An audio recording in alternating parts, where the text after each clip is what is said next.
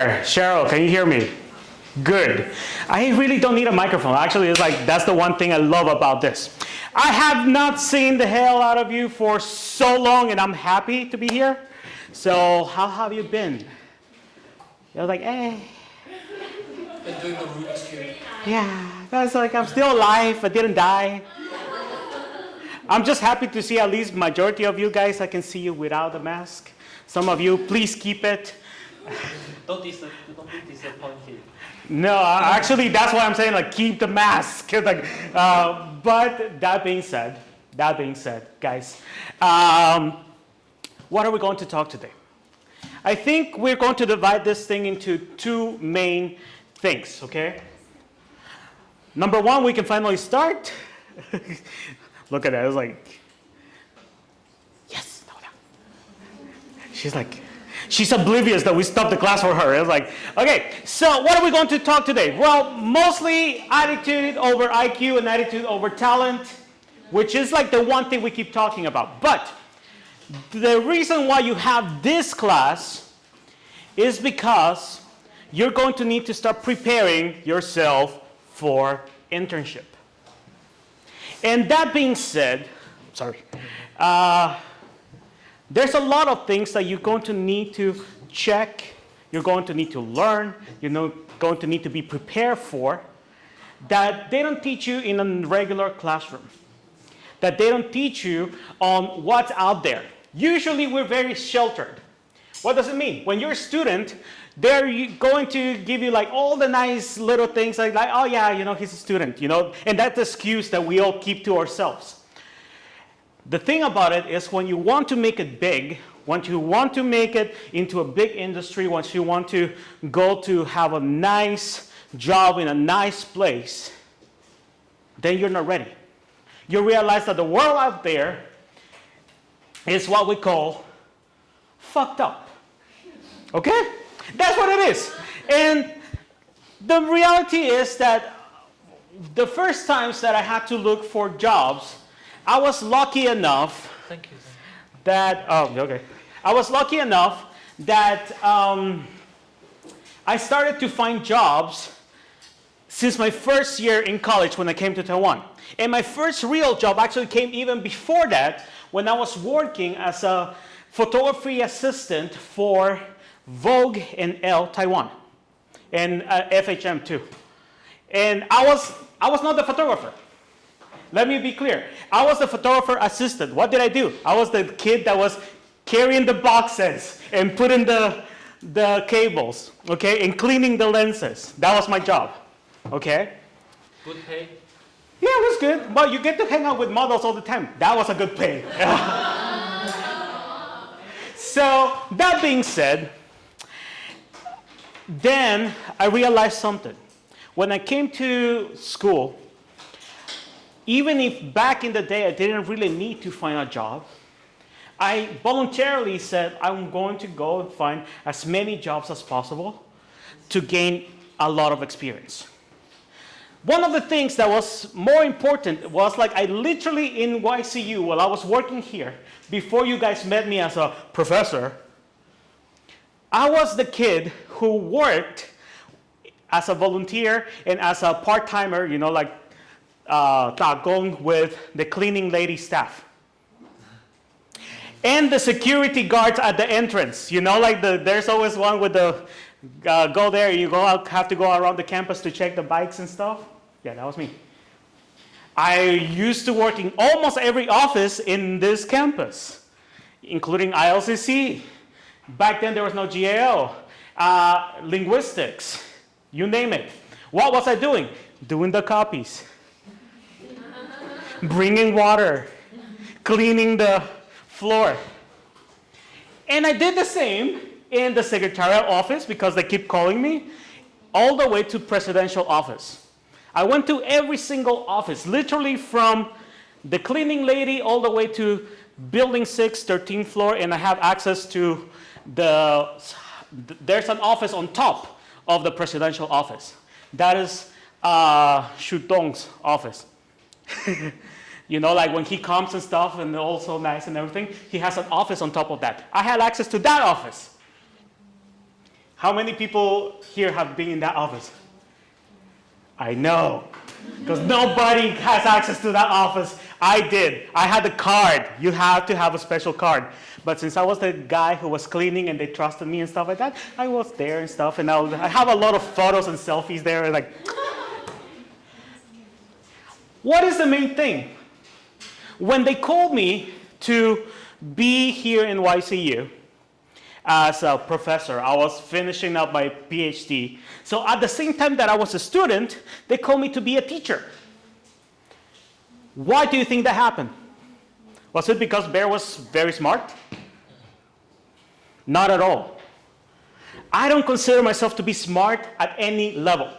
I know many, many students who come very late to class.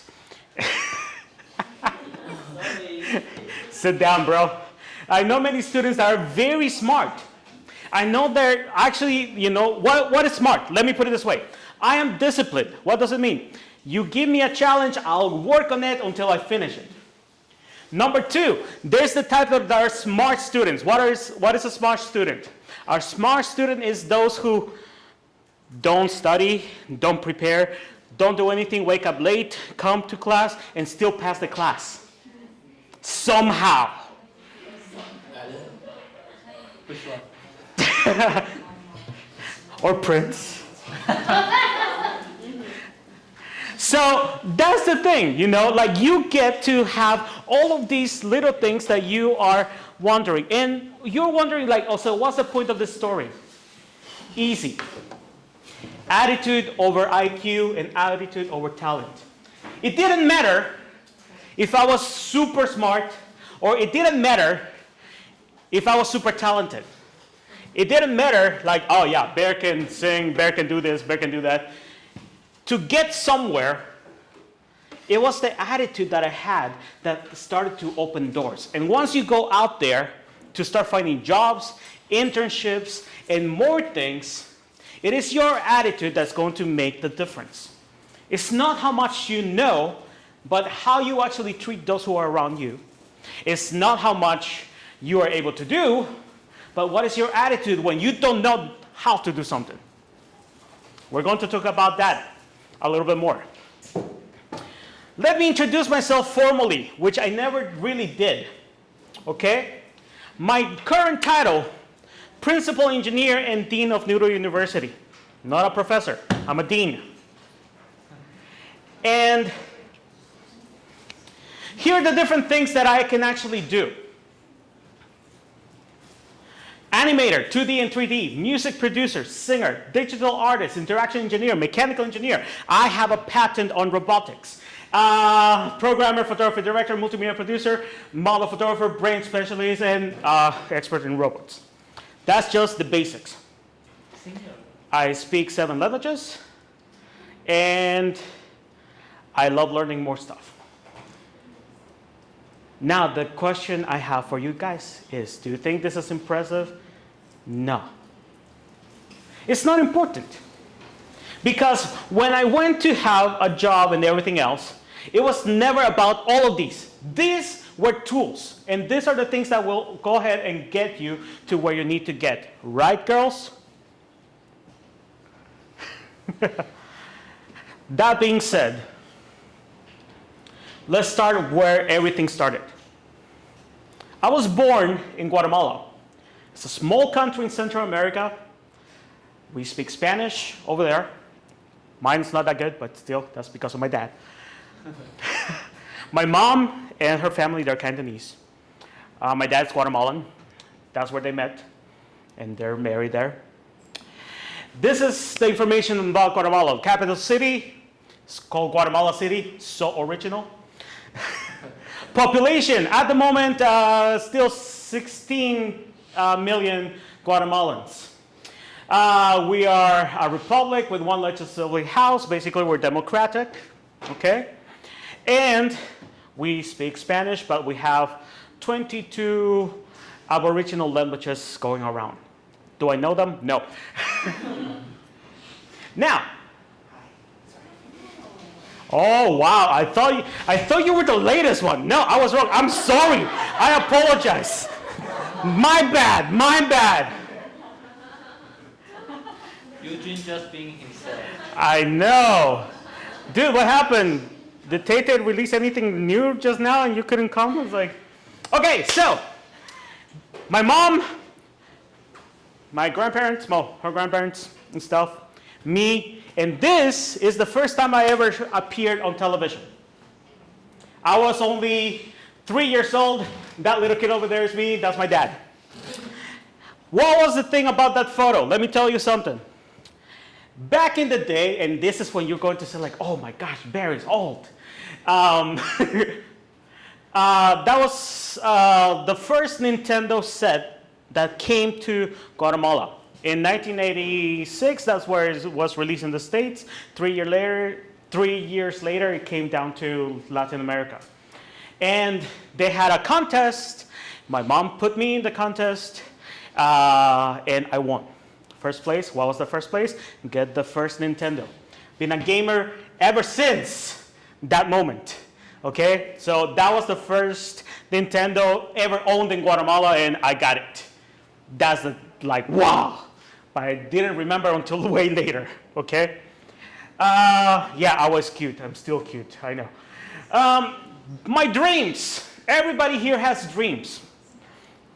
I always knew that I wanted to be a doctor. When I say a doctor, not a PhD, but I'm talking about medical doctor. I wanted to help people. When you're a kid, you don't think about doctors, but you're thinking about like, I want to be a fireman, you know, like so cool, getting the engine and stuff like that. So I got the chance when we were in the States to go visit one of the 911 stations, go around, turn around. Years later, when I was around 14 years old, I was able to start, along with my high school, medical school. By the age of 16, I was already checking patients in medical journeys. It was one thing after the other in which I was like, dude, I want to do this. I want to try this. And let me tell you, you might think, this motherfucker is a genius. No, I was never. You know who was a genius? My brother. Up to now, I still believe that between him and I, he can kick my ass in